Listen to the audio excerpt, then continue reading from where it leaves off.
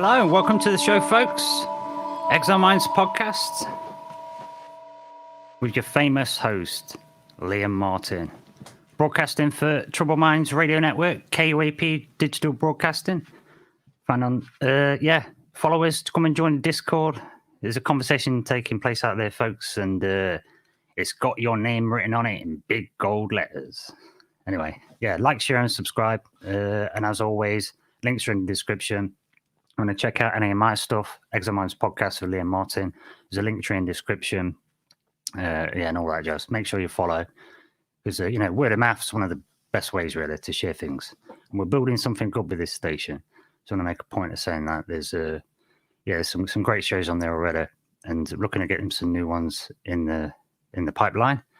And then, although, ironically, I'd been saying about I'm not too bothered about getting the videos sorted out, we're looking at making a TV station. This is going really well, the radio, even though it's technically still in beta. So, exciting times. But anyway, today, I had some internet issues, so I've done some pre-records, and I'm getting some guests coming in. So, we're up to now, internet's back, spoke to the providers, everything's good. Things are looking pretty cool. So anyway, today we're going to do this show, Exile Minds podcast. We've got, I've been meaning to this one for a while. It keeps coming up, and then stuff, other topical things coming the way. But today, finally, we have a show on Forbidden Archaeology. So we talk about ancient history a lot. But today, on the Exile Minds podcast, we're going to embark on a thrilling expedition into the depths of human history. Join us as we dive and delve into the enigmatic world of the Forbidden Archaeology. So in this episode, we'll unearth the most intriguing and controversial discoveries that challenge conventional narratives of our past. So join me, your host, Liam Martin, as we unveil the suppressed archaeological evidence and explore ancient artifacts that defy explanation. From anomalous artifacts to ancient technologies, which we've mentioned before with Jonathan Gray. So I'm using this to segue in. But today we'll go on a journey through time and we'll shed some light on some of the mysteries of perplexed experts, should I say? Yes, indeed. And captivated conspiracy theorists alike. So discover some astounding findings we will. And a lot of this stuff has indeed been dismissed, hidden, or discredited by mainstream scientific communities, which we can look at later. It's some mainstream articles that have caught people getting rid of stuff, which we'll get to. And so today we're going to look at this. We're going to mostly focus on a particular author and researcher called Michael Cremo. But other people are going to come up and, as I always say, you make of it what you will, sort of thing. Make your own mind up, do your own research. But up to now, so links in the description. I've just got a couple of links in there now, and I'm going to do a kind of live research show with this one. So, because I happen to have found Michael Cremo's books available on the Internet Archive, it's available for the general public to just look at. So that's what we're going to do. We're going to have a look. We'll just open the book. We'll do it on camera, and we'll just go through it on the digital version of the book, and we'll have a quick look at some of the things, and then we'll look them up live, to sort of encourage this. You can do it. Anyone can do this. And we'll do all that live. So we'll cover Michael Cremo, Forbidden Archaeology. We'll dust off our spades, and we'll go through it together. We'll do it all together. Like I say, we'll go through, and there's captivating adventure ahead of us. So let's peel back the layers of time and uncover the Forbidden Archaeology's most astonishing secrets. So to start with, we shall go. I've typed just in a regular browser, see what it says about what comes up. What if you type Forbidden Archaeology? The very first one on the search was the Wikipedia entry.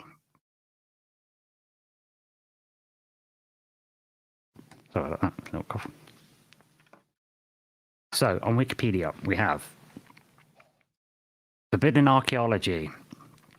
It's basically the book that we're going to feature. So just putting the search term Forbidden Archaeology brings this book up straight away, which is why we're going to have to cover Michael Cremo, because he's the premier guy who gets attached to this stuff. So Forbidden Archaeology, subtitle The Hidden History of the Human Race, is a 1993, quote, pseudo-archaeological book by Michael Cremo and Richard L. Thompson, written in association with the Bhaktivedanta Institution, that's ISKCON, Institute of ISKCON, which is an international society for Krishna consciousness. Because Michael Cremo is knows a lot about Hinduism, and I think he's got an Indian wife, so he's sort of seen a lot of that history and sort of tied it all together with the Eurocentric stuff.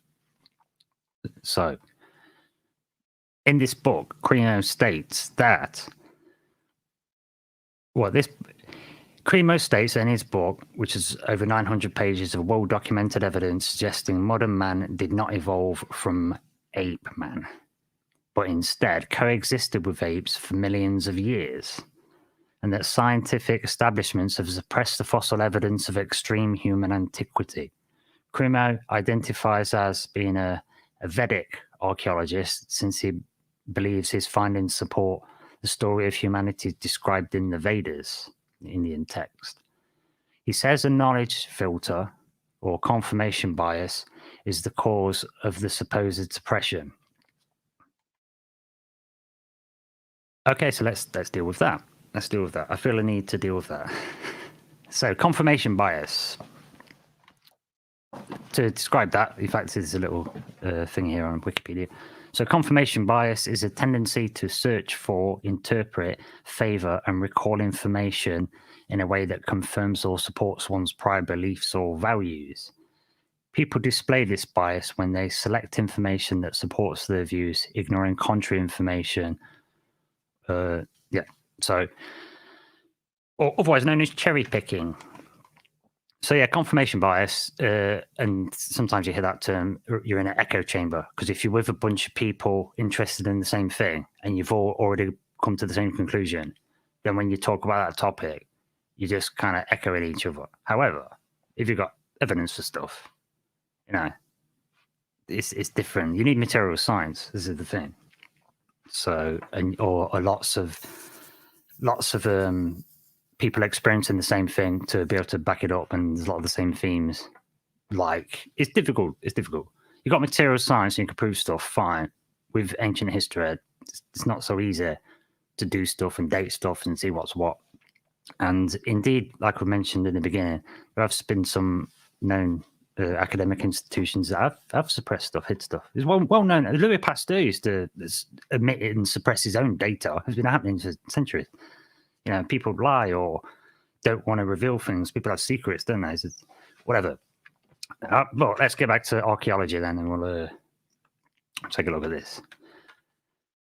So it says here then, so yeah, there's confirmation bias is what he's saying is causing the suppression. Academic analysis, they're not really like in this book. Okay, so in a 20-page review in Social Studies of Science, Joe Woodcock and David Oldroyd describe the book's arguments. Early paleontologists in the 19th century and the earlier 20th century interpreted much empirical information as evidence favoring the existence of human beings in a tertiary period about 65.5 to 2.6 million years ago. But starting from about the 1930s, paleoanthropologists turned to the view that human beings evolved in the next era, in the Pleistocene, 2.6 million to 11,700 years ago. The older evidence, Cremo and Thompson say, was never shown bad. It was just reinterpreted in such a way as to sort of rule out tertiary humans. So they're saying that initially they was looking, we could be millions and millions of years old, but then they decided, no, it's probably a lot earlier. And it's not that the evidence is bad, they're just interpreting it in a different way. Okay. So what Creamer and Thompson have done is comb the early literature in great and massive detail and argue on the basis of the historical study. And the old arguments were never satisfactorily disproved and should be reconsidered. Okay, yes, they're saying then that the old arguments when back in the 30s when decided to say, oh, it must be from the Pleistocene era, they weren't really hashed out very well. The old arguments were never satisfactorily disproven the were millions of years old theory. So it's one of them things, one of them scenarios whereby, the academic status quo has gone one direction, but it's not fully proved it. It's more theory. So that's the base. That's the basics. Forbidden archaeology. In fact, I've heard claims of archaeologists saying that this is the problem. If you're an archaeologist and doing archaeology and people say, so many layers is how old things is, right? And they're saying people only existed so far down. I've heard archaeologists talk about how they're not actually allowed to dig any deeper. There's certain layers they're not allowed to dig into. And the reason is, because there's nothing earlier, so there's no point, kind of thing. Seems a bit funky to me. So that's kind of how it works. It's kind of how it works. There's a lot of stuff. Same with physics. You can lock things in a box. And if we're talking ideas and theories and data, you can massage data. And that's what we're talking about. You can, sort of interpret things in different ways.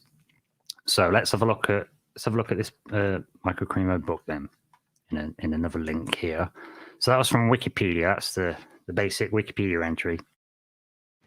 But Michael Creamer and Richard Thompson's Forbidden Archaeology, The Hidden History of the Human Race. Well, on archive.org, we can look at the book. We can open it. So for people on the video, I've stuck the old page up. So links are in the description, but it's archive.org, and they can just type in Forbidden Archaeology. So we've got some books on here. So we get to see, the front cover. We can flick through all the pages. So I'll just read out the table of content, and then I'll pick something out, and we'll go and look it up. So, in fact, it says there's a foreword. Let's see if we can have a quick look at that, because it's sometimes insightful. No, it's just not loading. Clicking a bit fast for it, I think. I'm going to let the buffer catch up. Now, let's read the foreword for this book. We can zoom in a little bit. I perceive in Forbidden Archaeology an important work through going scholarship and intellectual adventure. Forbidden Archaeology ascends and descends into the realms of the human construction of scientific, quote, fact and theory. Postmodern territories and historians, philosophers, sociologists, and scientific knowledge are investigating with increasing frequency. Recent studies of the emergence of Western scientific knowledge accentuate the, quote, credible knowledge is situated in an intersection between physical locales and social distinctions. Historical, sociological, and ethno-methodological studies of sciences by scholars such as Harry Collins, Michael Mulcahy, Stephen Shapin, Thomas Kuhn, Harold Garfunkel, Michael Lynch, Stephen Fulgard, Andrew Pickering, Bruno Latour, Karen Knoss-Centenier, Donna Haraway, Aluka Stones, Malcolm Ashbourne, all point out to observations of the specific scientific disciplines, and there's many, and their paleoanthropological or astronomy, manufacturing knowledge through locally constructed representative systems and practical devices for making the discoveries phenomenon visible, accountable, and consensual to the larger disciplinary body of tradition. As Michael Lynch reminds us, scientists construct and use instruments modify specimen materials, write articles, make pictures, and build organizations. With extracting research into the history of anthropological discovery, Cremo and Thompson zoom into the epistemological crisis of human fossil records, the process of disciplinary suppression, and its situated scientific handling of anomalous evidence, quote unquote, to build persuasive theories. Okay, so, all right. Okay, so we get the picture. The picture is basically these, yeah. So the picture is stuff does get suppressed, and we know that. In fact, the UAP stuff's coming out now. UFO stuff's coming out now. I know, especially with fossils as well. Roger at Mud Fossil University, he's found loads of stuff out using materials science, using the same courses, learning how to do them from the universities on the free courses, going and doing the stuff, testing it. There you go. So we'll have a. So yeah, there's a lot of science and archaeology. All sciences need revising, I submit. There's a lot of reasons. The work of there's a lot of work. There's a lot of work being done. Nassim Haramein, to say the mud fossils and the physics work with Roger Spur. We've done our own research here at Troubled Minds Radio. You know, so there's a lot to be talked about. So let's pick out some of these chapters from this book then, because it's definitely something weird about our history.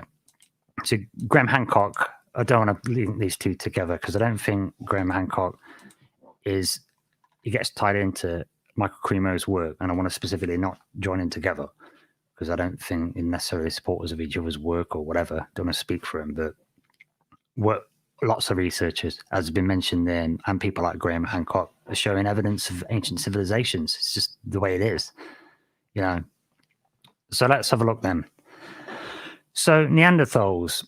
Well, let's look up Neanderthals, and if that's anomalous, let's go to that 1.2. We'll see how quickly this can load us up. I might have to just type on a separate.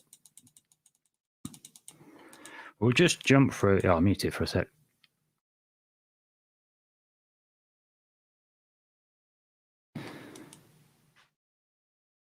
Right, here we go. Part 1.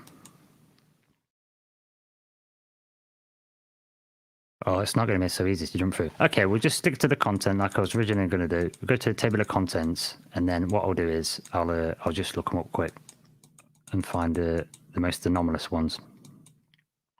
So we'll look into. I mean, this is the list. These are the things you've got to cover. I just want to make a point of just showing people that there's a lot. You have to do a lot. You have to, when you cover a topic and really get into these things, because this show is about encouraging people to sort of do it yourself kind of thing. You got, do your own homework.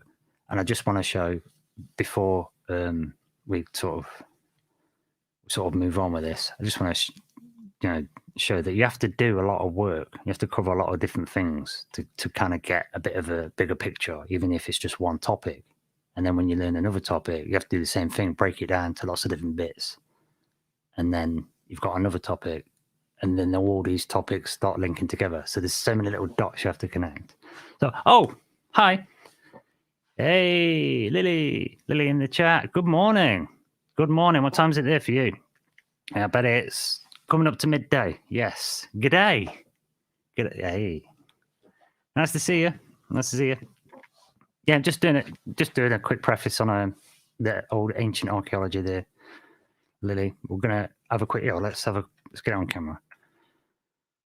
Look, just making the point that there's lots of different areas and little bits you have to look at to be able to sort of get a bit of a picture of stuff. And so there is not a lot of anomalous stuff. I was going to flick to the chapter Neanderthals, but we can't click straight to it. But I happen to know that within Neanderthal, that they're anomalous. They've been found with instruments buried. Oh, 8:30. Oh, I got my timings wrong there. 8:30 in the morning. Get some breakfast. Get some coffee on. Anyway, back to the show. Yeah, Neanderthals. Yeah, they're anomalous in history because we think of those as being kind of like, cave people and whatnot. But no. Neanderthals, they were found with musical instruments, like a guitar type thing. they've been found with the magic mushrooms. And Neanderthal, actually, they had a larger cranial capacity, 200 cubic centimeters. So that's one of the anomalous ones that we've got for that. What else do we have on this list then? So, yeah, the hesitancy of Darwinism. We've got Neanderthal. We've got Haeckel and Darwinism. So there must have been someone kind of arguing with it at the time. I think that's what that's about. But we'll quickly look that up now. Let's have a check. There you go. Darwin. Rubbish. Type in it. The breakup between Darwin and Haeckel. Let's have a look at this then. So this is from the National Institute of Health. Is it abstract from paper? The breakup between Darwin and Haeckel. And this paper is by Nicholas Rupke. Abstract says, in the course of the second half of the 19th century, following the publication of Darwin's On the Origin of Species, 1859, Haeckel's Generell Multiple the Organism, 1866, is a little bit later, 7 years later, General Morphology of Organisms, the two men interacted like comrades in arms, leading the theory of evolution to victory in the international arena.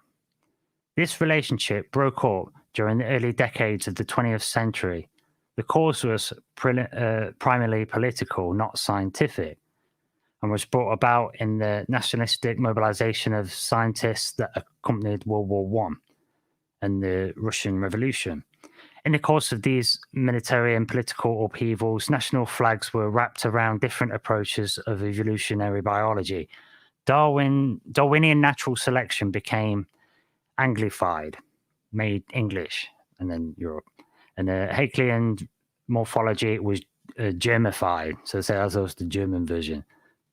And in Soviet Union, a Marxist version of the Darwinian theory took root.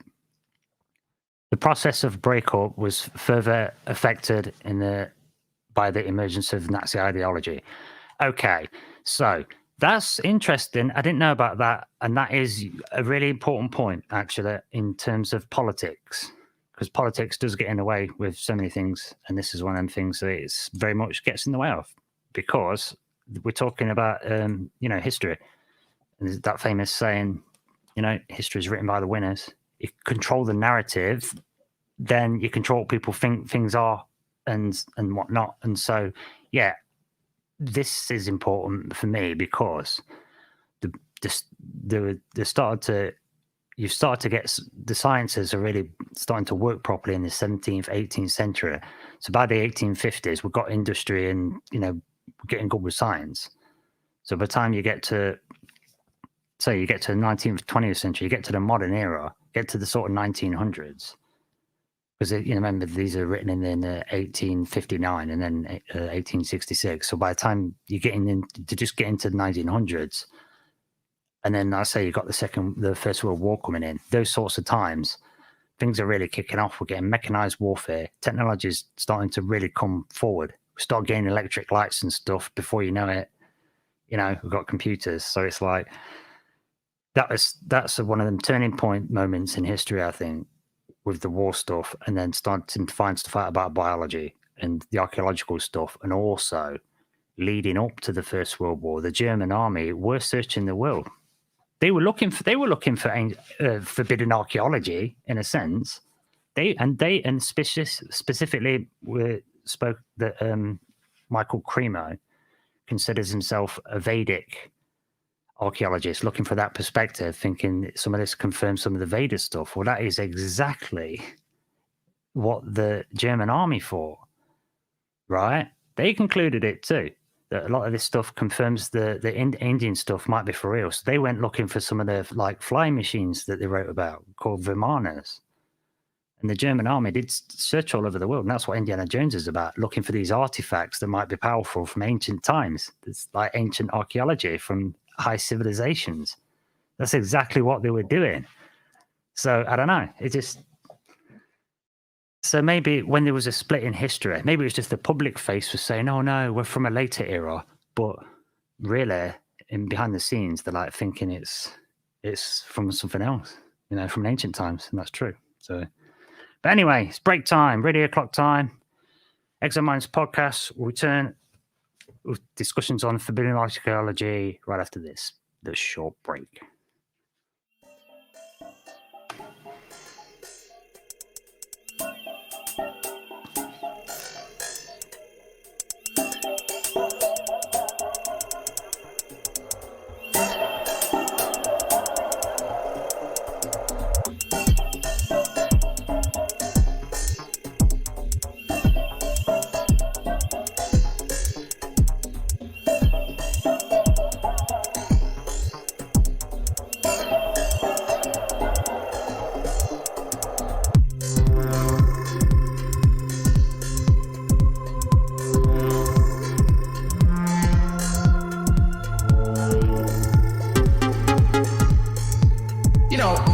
Pretty skeptical, but we both got weirded out by something that mentioned literally heartbeats happening. The Galactic Federation of Worlds, like 2 weeks before this.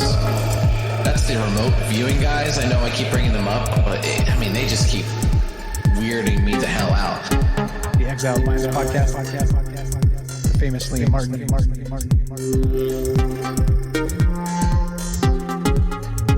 Have like several names that you're famous and the mighty. How can you beat that?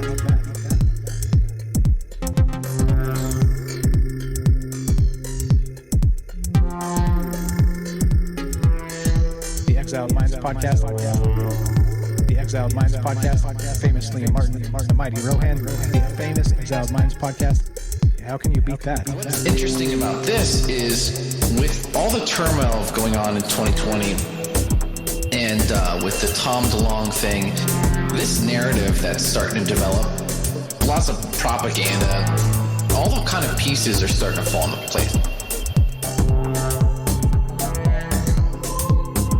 There's lots of what to believe, you don't know.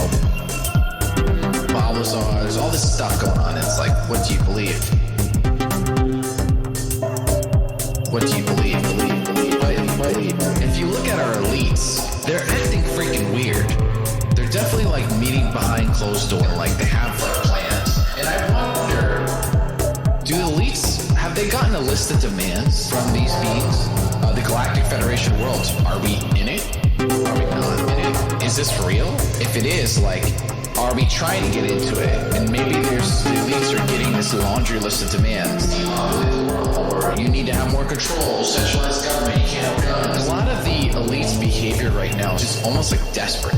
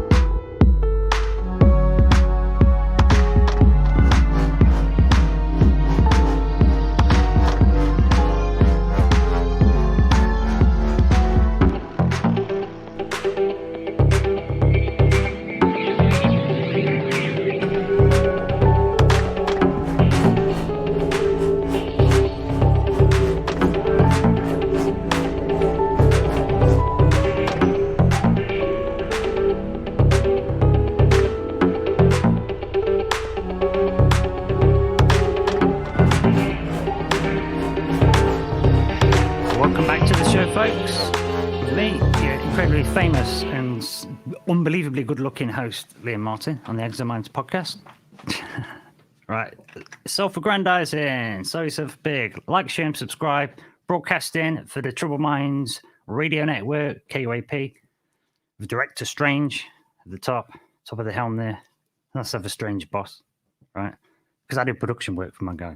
But anyway, yeah, my man, my buddy, my hardworking go-to guy for how do I market, Mike? Like this. It's easy. Work harder. No, work smarter. Anyway, back to the show.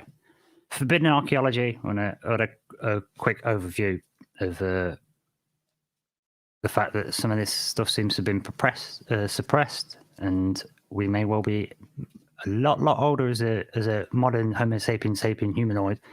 Might well have been around for millions of years. Anatomically modern humans have been found, from a long time ago. With there has been, and there's been hammers found embedded in stone, and I know there was one that I remember from this book actually. Where see if we can find this actually. There was a Colorado, I think it was a Colorado mine, gold locket found. Yeah, let's try that. Gold found in coal. I'm pretty sure that there was a lady where they found. I put gold locket. Let's try this gold locket. There was a lady that had a lump of coal in somewhere like the 1800s, the late 1800s, I think it was. See if we can find this story. Stunning necklace found at burial site in coal. Okay, I'll just tell the story myself. So yeah, in this book, and I'll look it up and then put it in the description after, so you'll be able to find it. But yeah, there was, and the story goes in the late 1800s, early 1900s, as the lady opened up a big lump of coal. You have to crack it up into a particularly big lump to put on the fire. She found a lot, some jewelry inside the coal, embedded. But coal's supposed to be compressed there for millions of years, so they found out where the coal had come from, managed to track where it was, and it was from a mine in Colorado. That the layer should have been, 50s to, I think it was 63 million years old. It was in the tens of millions of years old, this coal layer. So then, well, how we've got jewelry? The people are making jewelry in gold like millions of years ago, and there's the footprint next to dinosaur. This was a human footprint next to a dinosaur footprint. And for a long time, this is the big one, where there's human walking, there's human footprint and dinosaur footprints together in the same layer. Okay, so let's have a look at this. Now this was thought to be like just original, right? Michael Cremo covered this, and the story goes here that there was some dinosaur footprints and there were some human footprints, some tracks of man shown with a dinosaur. Human footprints next to the dinosaur, real or hoax? Let's see what this is saying, because I know this turned out to be legit. So people say here on Query Up, people talking about it when the story broke, sort of thing. People chatting about it. Is the human footprint next to the dinosaur footprint a hoax? Not exactly. It's a lie. Right, this is what it says here. Hoax, I think, gives the claim more credit than it warrants. You're presumably referring to the trackway exposed with limestone beds beneath the Paluxy River near Glen Rose, Texas. Okay. And these people are casting skepticism on it. I recall it's fraud involving oblong dinosaur foot, No. What the story is with this, see, this is why you have to do your own research, and I've already looked at this a long time ago, and it's covered in the book. But what this one is where there's dinosaur footprints in a certain layer, and then there's human footprints too. Unfortunately, there's a massive big boulder, and it's fell on top of the footprints over time.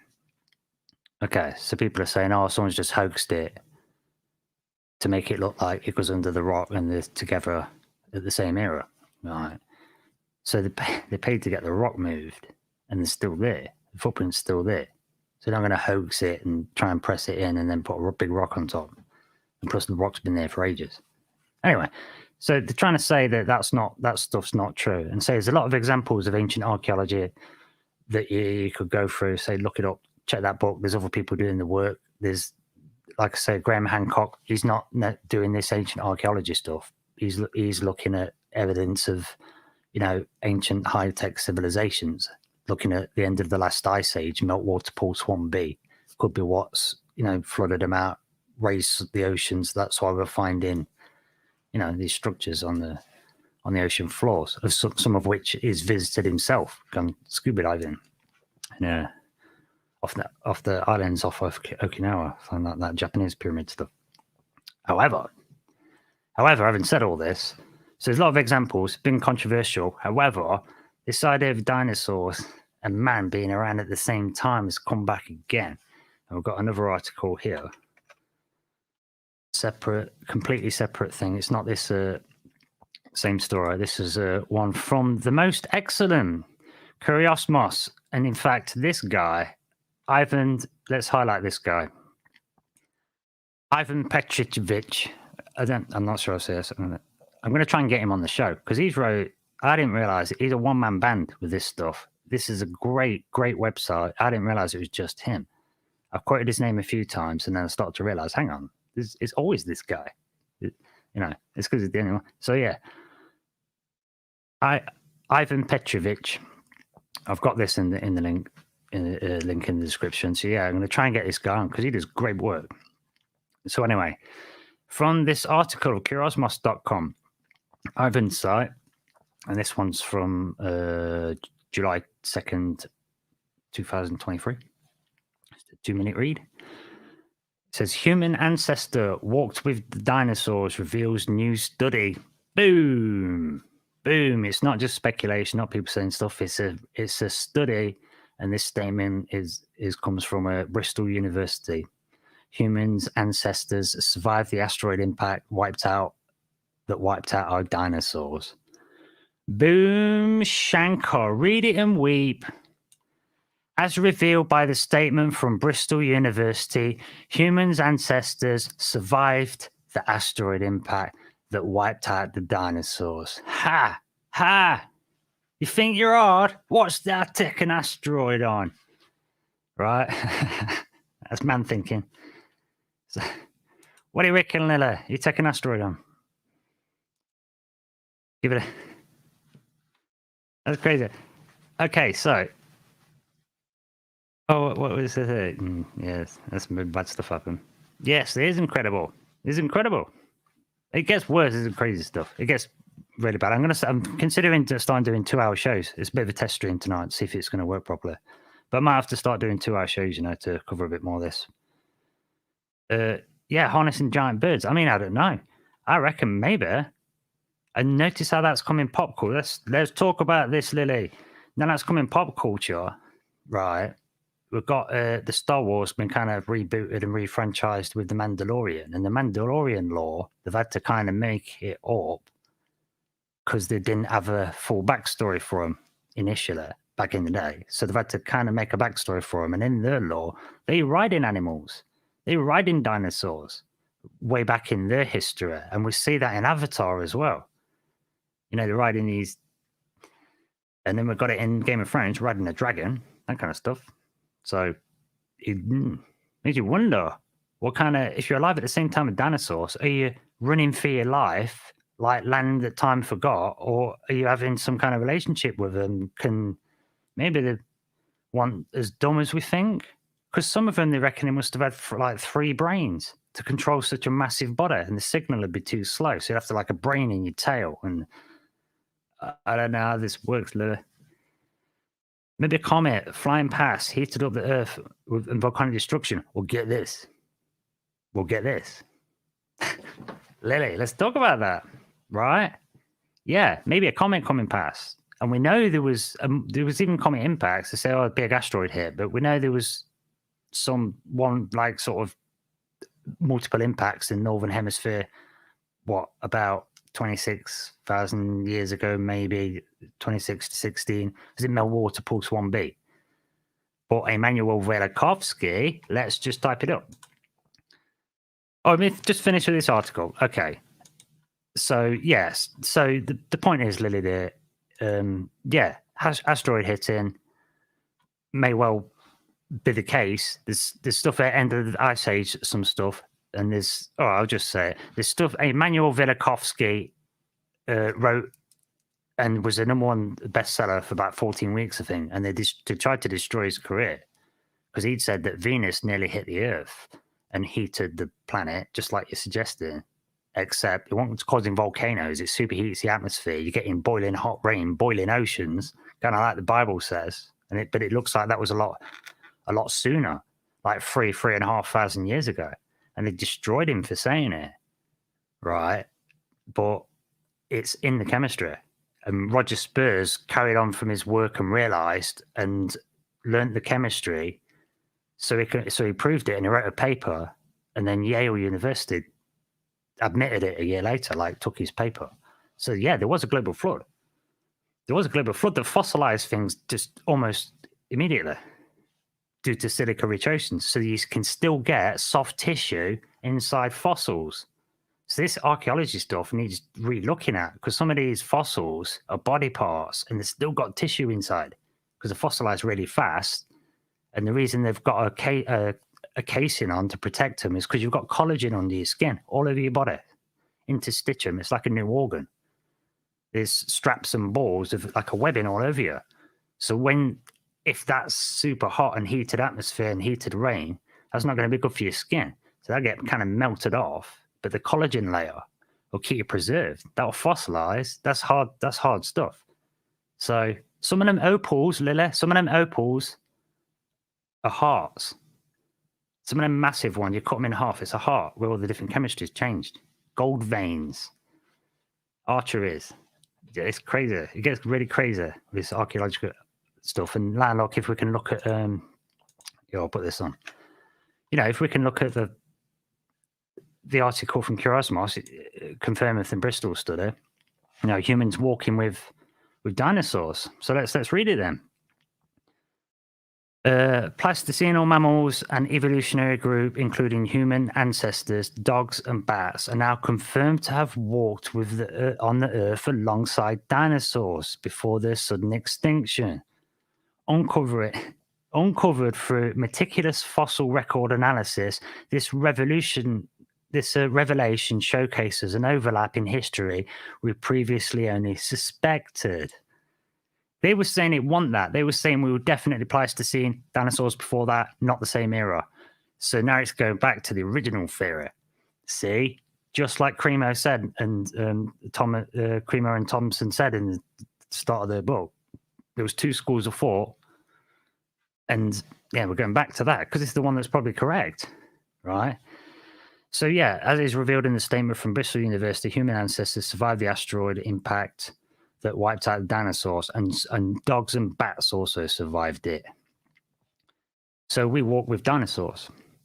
When an asteroid struck Earth, it triggered a catastrophic event leading to the demise of all non-avian dinosaurs in the Cretaceous Paleogene, the KPG, mass extinction event.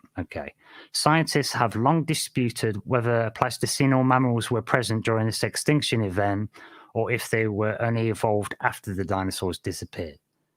Existing fossils found in rocks younger than 66 million years, the era the asteroid struck, indicate the Pleistocene animals emerged after that extinction, yet molecular data hints at an older age. Unraveling mammalian history through fossil record analysis. In a study published in the journal Current Biology, a team at the University of Bristol and the University of Freiburg carried out a statistical examination of fossil records. They established that Pleistocene mammals did originate before the mass extinction, implying a brief coexistence with dinosaurs. However, modern lineages only began to evolve after the asteroid impact, perhaps due to reduced competition. Well, how about... Well, how about this? I might as well just say it. Because maybe the dinosaurs got wiped out. Maybe they were titans, like the scriptures say, and some of these ancient stuff say. Maybe they were giant creatures, right? And they got wiped out, and then, do you know what I mean? Because there was all crazy, weird stuff happening. You know what I'm saying? And I think this is why, some of this stuff gets suppressed. And like I say, Yale taking Roger's global flood theory paper and then just using it for themselves, but they wouldn't engage with it. You know, and only like 100 odd people have read that paper. So there's only 100 odd people in the world even know that Yale University are saying, yeah, there was a global flood that fossilized everything really quick about 3,500 years ago. So maybe this is this stuff. Maybe this is, you know, maybe things aren't as old in the dating. And say with the nucleophilic invasion of fossilizing things quickly, it changes everything. And that's why I've been saying you need to kind of revise science, and the same stuff to do with physics. And then some of this archaeology that we're looking at, and we're looking at layers of rocks, geology. Some of that geology is actually going to be biology. It's fossilized. Now it's a rock, but it wasn't always a rock. It wasn't made by the earth and particles millions of years ago coming together. No, it used to be a creature. Used to be a creature. Some of them used to be creatures. You get blood from a stone. Who'd have thought? Is it literally a saying? A proverb, you can't get blood from a stone. And yet, totally can. Totally can. Get pictures of it. So, anyway, yeah, back to this article. So, a glimpse into mammalian origins. Emily Carlisle, the lead author from Bristol's School of Earth Sciences, remarked, our data originates from thousands of Pleistocene mammal fossils, and we could observe the patterns of origination and extinction. Based on this, they could estimate the evolution time of Pleistocene animals. Okay, so estimating extinction ages through models. Daniela Silvestro from University of Freiburg explained, our model estimates origination ages from the first appearance in the fossil record and species diversity patterns. The model can also estimate when a group went extinct based on the last appearance. Professor Phil Donoghue from Bristol emphasized that the study could shed light on the effect of events like the KPG mass extinction or the Pleistocene-Eocene thermal maximum, the PEM. Evolution of primates, longomorphs, and carnivores.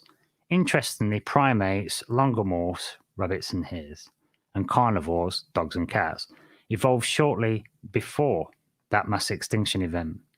This implies our ancestors survived the asteroid impact, potentially benefiting from the loss of their dinosaur competitors, leading to rapid diversification. So, yeah, it does make sense. What about this then? It does make sense that you get on better, wouldn't you? If there aren't massive dinosaurs around getting in your way, you'll have an easier life. But then, what if dinosaurs were massive then, and they're saying it's because the environment was different, right, to make you grow massive, then wouldn't we be huge as well? Shouldn't we be big too? Because if they're looking at chemistry to find DNA data evidence, then that's DNA data evidence. That's only telling you what the species is. That's what they're looking for. It's not telling you the scale of the creature, is it? It's only telling you what it is. It's not telling you how big it is. So if everything grows big then, because there was more oxygen in the atmosphere and whatever, like they say, then we should be giant. Right? Or some of us should, or what? Or at some point, or... Well, it's all that's what I wonder about, because, you know, we've got bones and giants. There's another one of them archaeological things hidden. In fact, let's do it now. Let's do it right now. Let's put giant bones suppressed. Yeah, like Google and everything. The reason I go Google is because it's terrible algorithm smashed up. It's rubbish. It even gets rid of words for me. Anyway, giant bones suppressed. Let's try it. Straight away, it's hitting you. Right, that's why I don't like Google. Straight away at the top, it wants to give you a fact check thing. Let's see what Snopes says. They've been known for... They've absolutely, totally been caught. I've already read about articles in this. They've totally been caught before dumping stuff, giant bones. Oh my God, look at these adverts on Snopes. Jesus Christ. Why don't you just... Don't steal all my data by default. Okay. We can only wish the American Institute of Alternative Archaeology were a real organization. Why does it start with that? Or labeled as satire. Oh, they're not even going to take it serious. That's right at the top. A joke article on Snopes. They are a joke anyway. All right, let's just get rid of that and just use a proper browser search engine. There we go. Giant bone suppressed. We know there's been. In fact, there's stories of the Romans wrote about it. In fact, let's get the Romans. Yeah, Romans dig up giant.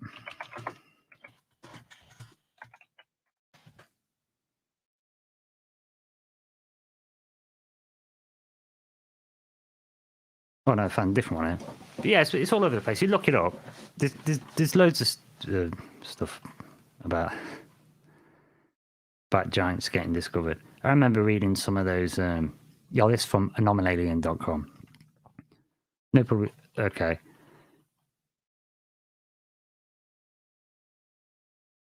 Oh, I lost my thread there. Okay, so let's read this article. Anomalalian.com. Because I just got to wrap this all quick. 1940s, archaeologists were overseeing a dig in Romania, in Arjadava, searching for a priceless artifacts when the ruins of what were once greatest citadel, Dacian leader Burbista. The locals did most of the digging, and they were glad to make a little extra during times of hardship. They said to have found one enormous skull and 2 or 3 times larger than a regular one. When he notified the archaeologists, the workers were quickly dismissed and the researchers resumed digging themselves. The findings were loaded onto trucks and shipped away with utmost secrecy. By the end of the excavation, collected 80 skeletons. Most of them were complete. They had also recovered giant ceramic pots filled with grains. Okay. So you can argue that it's just stories and people saying stuff, but if you look this malarkey up, there is loads of evidence and bone stuff. And if you go into libraries and find old archives, or you can find them on the internet actually, you get those old microfilm archives which were paper when the newspapers are written. They put them on like photographs, and then these like little, like the old James Bond films. You have the microfilm, and then you put them in a machine, and that machine it's like a bit of a microscope and like blows it up so you can see them on a viewer. It's really old, but it's still got them in some libraries, and I've seen some of them. I've been to the actual copies of the papers from back in the day, so you can't change it digitally, like really old film. So I've seen these things myself. I've had giant axes. In Midwest America, there's been a lot. All over the world, stories of giants and dragons and stuff. So, there's a lot of hidden archaeology out there. And like I say, why are you getting gold lockets embedded in coal or hammers embedded in stone? Unless, of course, the stone wasn't stone and it was flesh or body parts that hardened up quick, and which changes megalithic structures sometimes as well. What if some of them are biology? They've not quite gone hard, so people have been able to carve them into a building, whatever. Gets you wondering, doesn't it? So yeah, it's definitely. We've done a show on giants already, so if you want to look back and check onto that one. And like I say, this is a bit of a test stream today to see if my internet's back up and running. So I might, now it seems to be going okay. I might start doing 2-hour shows or hour and a half shows, whatever, just to go a bit more long form, so we can kind of fit it all in. But anyway. Thanks very much for tuning in. That's going to do it today for the Forbidden Archaeology. Just want to encourage you to go and have a look. We'll have we'll come back to these shows. So an hour is not really enough. But I just wanted to introduce this and get on with talking about fossils and giants, so we can get Roger Spear on, because we'd planned him before. But unfortunately, there's a few internet issues. So anyway, that's me, Liam Martin, Exile Minds Podcast. Thank you very much for tuning in, and good night.